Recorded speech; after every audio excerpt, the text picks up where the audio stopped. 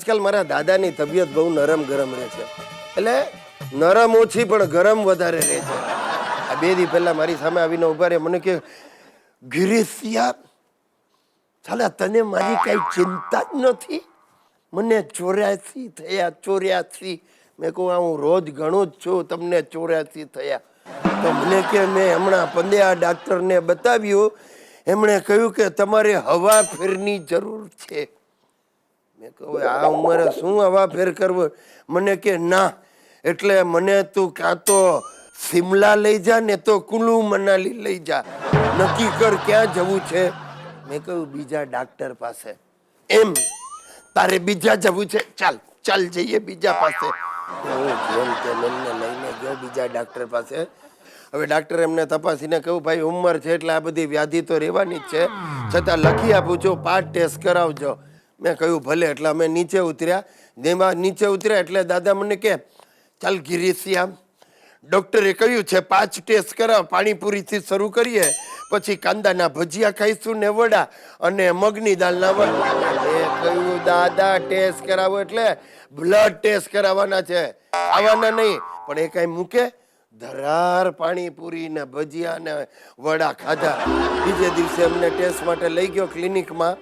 તો ક્લિનિકમાં જઈને કે મારો તો મેડિક્લેમ છે એટલે હું કાંઈ પૈસા દઈશ નહીં. ડૉક્ટર કે ભાઈ જો આમના મેડિક્લેમ હોય ને તો એમને 1 રાત અહીંયા રોકાવું પડે તો જ મેડિક્લેમ પાકે. તો દાદા કે ભાઈ વેરી ગુડ, હું તો રોકાવા તૈયાર જ છું, ચાલ ખાટલો બતાવ. એમને એડમિટ કર્યા ને બાપા એમણે તો જે ક્લિનિક માથે લીધું.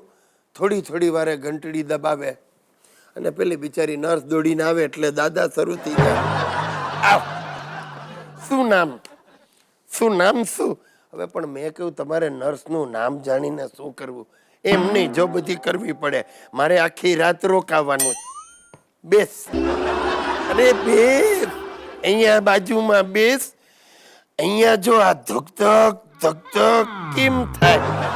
મેં કહું પણ અહીંયા ધક જ થાય ને. તમે નહીં માનો, આખી રાત ઘંટડીઓ મારી છે. ક્લિનિક વાળા થાકી ગયા. મને કે ભાઈ જોઈએ તો તમે અમારી પાસેથી 10,000 લઈ લો, પણ આ ડોસાને અહીંયાથી કાઢો. એટલે દાદા મને કે ગિરીશિયા ચાલ શિમલા, નર્સ આવું છે. મારા બાપુજીને એમને એક અવળચંડા મિત્રએ ચાવી ફિટ કરી છે. આ તારો ગિરીશ તારી પાછળ તારું બેસણું પણ નહીં કરે, જોયા કર. અને એ દિવસથી મારા બાપુજી અને એની વાદે મારા દાદાજીએ પોતાને જીવતા જીવત જગતિયું કરવાનું નક્કી કર્યું છે. પોતાની હયાતીમાં જ મરણ પછીની બધી વિધિઓ કરવાની, લોકોને જમાડવાના અને દાન ધર્મ કરવાનું નક્કી કર્યું છે. ટૂંકમાં ઘરમાં જેટલા પૈસા છે એ બધા ઉડાડી દેવાની એક યોજના ઘડાઈ રહી છે સાહેબ. અરે ભાઈ ગિરીશ, લે આ નજીકના 700 માણસની યાદી તૈયાર કરી છે. તારા મિત્ર વર્તુળના જે કોઈ હોય એ ઉમેરી દેજે અને બધાની સાથે જમવાની વ્યવસ્થા કરી નાખશે. બાપુજી 700 માણસને જમાડવા? અરે આ બધા તાઇફા બંધ કરો.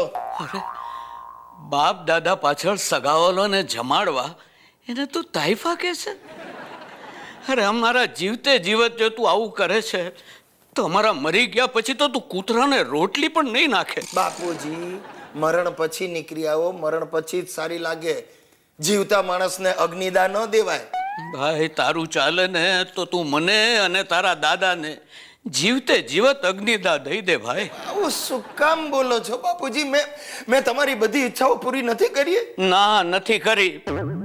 મારી ઈચ્છા હતી સોસાયટીના બહેનોને લઈ અને કુલુ મનાલી જાઓ, પણ તે ના પાડી. દાદાજીની ઈચ્છા હતી કે ઘરમાં ગરબાના વર્ગ શરૂ કરવું, પણ તે ના પાડી. મારી ઈચ્છા હતી કે ગામમાં હવેલી બંધાવું, તે ના પાડી. કઈ મારી ઈચ્છા પૂરી કરી છે? બોલ, કઈ ઈચ્છા પૂરી કરી છે તે? અરે પણ બાપુજી તમે ઈચ્છા એવી રાખો કે જે પૂરી કરી શકાય.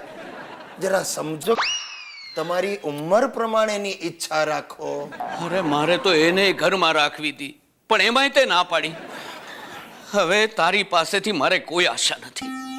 ગિરીશ, એટલે મેં નક્કી કર્યું છે કે જીવતે જીવત મારું 12મું 13મું ઉજવું, સગાવાલાઓને જમાડું, એને દાન દક્ષિણા કરું. અરે પણ ઘર બાર વેચીને દાન ધર્મ ન કરાય.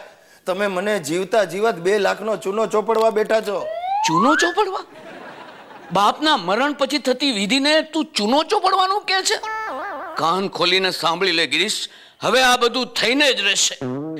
અમારી આંખની સામે અમે અમારું 12મું 13મું કરશું અને પછી કાયમને માટે આંખ બંધ કરી દેશું. લો બોલો, આંખો મીચીને બેસી ગયા.